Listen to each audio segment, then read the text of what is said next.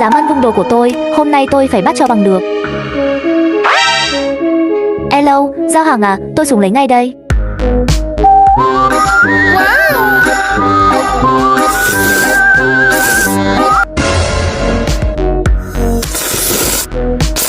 Bắt được của tang rồi nhé, không xong với tôi đâu.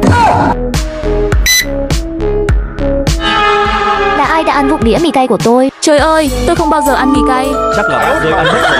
Làm gì có. Đừng chối nữa, tôi biết là ai rồi.